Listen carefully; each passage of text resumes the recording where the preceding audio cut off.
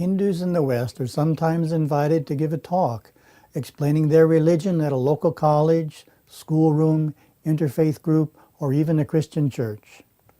Some have confided to me that they do not feel qualified to give such a presentation.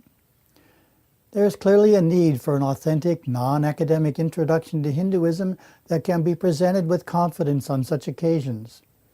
I prepared this publisher's desk, drawn from our book, What is Hinduism?, as a broad summary of our faith that can be drawn upon to properly educate others in the basics of Hinduism, minus all the misconceptions and myths.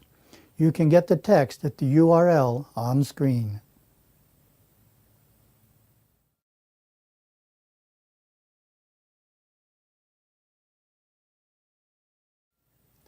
If you ask Google, what is Hinduism, you will get some 39,000 results. Many are from outsiders offering their best take. Many are from antagonists taking their best shot. Too few are knowledgeable. Fewer still are authentic. Rare is the answer that goes beyond parochial sectarian understandings. Scarcely any encompasses the huge gamut implied in the question. For these reasons alone, this introduction to Hinduism was inevitable. Hinduism Today magazine founder, Satguru Bodhinatha well understood the challenges that all religions face in today's world, whether from outside or within. He wrote that every religion consists of the spiritual precepts, practices, and customs of a people or society, transmitted from generation to generation, that maintain the connection with higher realms of consciousness, thus connecting man to God and keeping alive the highest ideals of culture and tradition. Gurudeva, as he was affectionately known, observed that if this transmission misses even one generation, a religion can be lost for all time, left to decay in the dusty libraries of history, anthropology, and archaeology. He strove to protect the religion he loved so dearly.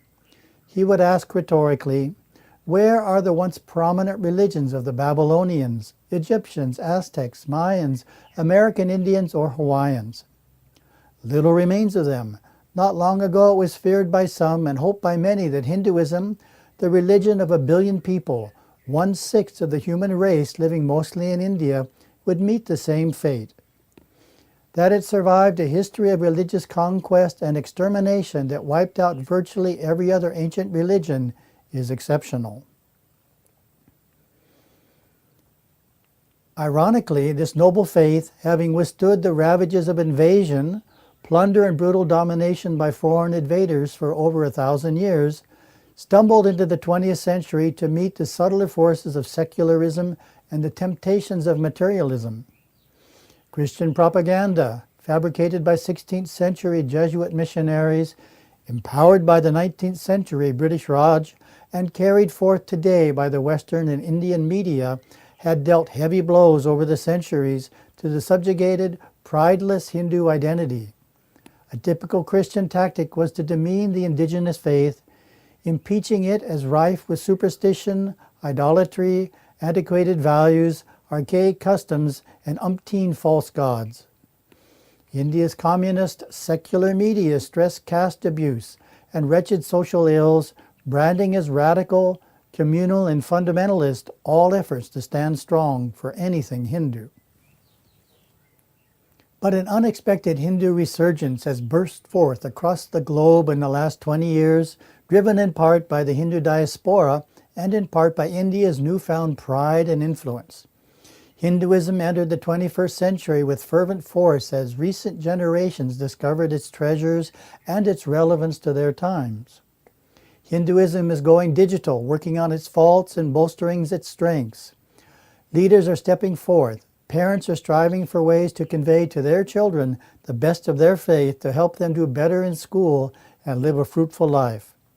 Temples are coming up across the earth by the thousands. Communities are celebrating Hindu festivals, parading their deities in the streets of Paris, Berlin, Toronto, and Sydney in grand style without worrying that people might think them odd or pagan. Yoga is being universally practiced in all faith communities. Eloquent spokesmen are now representing Hinduism's billion followers at international peace conferences. interfaith gatherings, and discussions about Hindu rites. Hindu students in high schools and universities are going back to their traditions, turning to the gods in the temples, not because their parents say they should, but to satisfy their own inner need to improve their daily life, to fulfill their soul's call. When it comes time to explain our religion in any of these settings, we offer the following.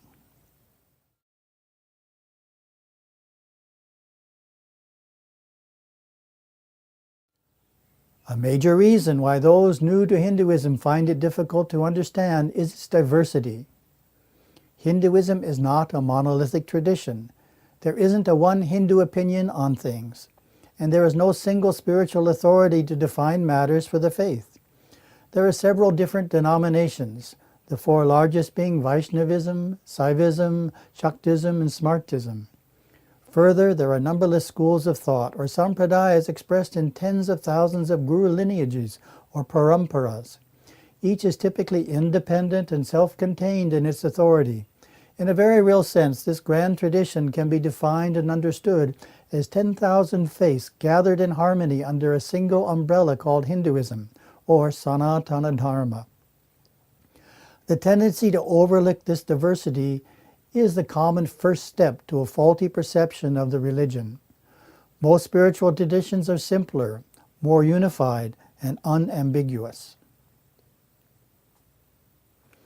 All too often, despite its antiquity, its profound systems of thought, the beauty of its art and architecture, and the grace of its people, Hinduism remains a mystery.